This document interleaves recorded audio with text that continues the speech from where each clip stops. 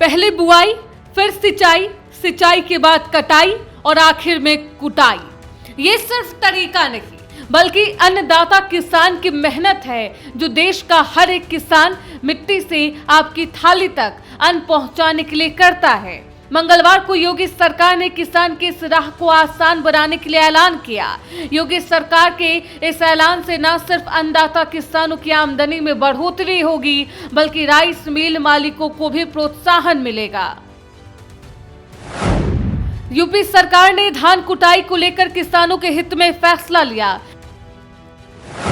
सरकार ने non hybrid धान की कुटाई में 1% रिकवरी छूट देने का फैसला किया।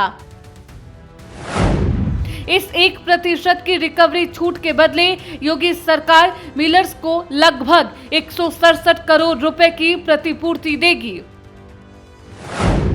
इस फैसले से किसानों और 2000 से अधिक राइस मिलर्स को सीधा फायदा होगा, जिससे यूपी की ग्रामीण इकोनॉमी को मजबूती मिलेगी। इसके अलावा सरकारी धान खरीद प्रक्रिया को भी प्रोत्साहन मिलेगा। सीएम योगी ने मंगलवार को अपने सोशल मीडिया हैंडल पर ट्वीट कर किसानों को उपहार की जानकारी दी। साथ ही सीएम योगी ने राइस मिलर्स को भी धान क्रय प्रक्रिया की रीढ़ बताने के साथ ही राइस मिल को प्रदेश में रोजगार सृजन का महत्वपूर्ण आधार बताया। सीएम योगी ने अपने ट्वीट में ये विश्वास भी जताया कि इस फैसले से चावल मिल उद्योग को भी ऊर्जा मिलेगी और ग्रामीण अर्थव्यवस्था की रफ्तार को बढ़ावा। योगी सरकार के इस फैसले को यूपी सरकार में वित्त मंत्री सुरेश खन्ना ने भी धान उद्योग महत्वपूर्ण बढ़ावा देने वाला फैसला बताया है। 13 से 15 लाख किसानों को लाभान्वित करने के लिए,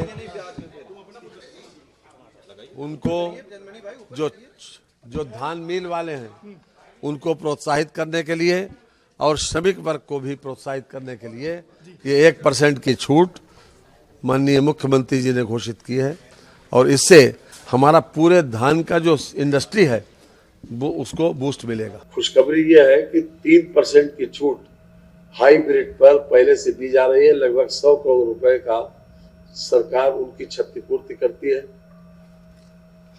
इस बार नया निर्णय सरकार ने ये लिया है कि जो मोटा धान है उस धान के ऊपर भी 1% की छूट सरकार देने जा रही है, जिससे हमारे किसान भी लाभान्वित होंगे कि उनका भाव बढ़ेगा और साथ साथ हमारे धान के मिल वाले वो भी उत्साहित होकर जो कूटने के लिए धान लेंगे उनको भी इस बात के लिए राहत मिलेगी।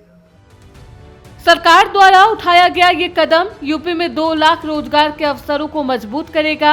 ये फैसला मुख्य रूप से रोजगार और निवेश को बढ़ावा देने के साथ ही सरकारी खरीद प्रक्रिया को तेज करेगा और राष्ट्रीय स्तर पर चावल की बचत भी सुनिश्चित करेगा। Bureau report, prime news.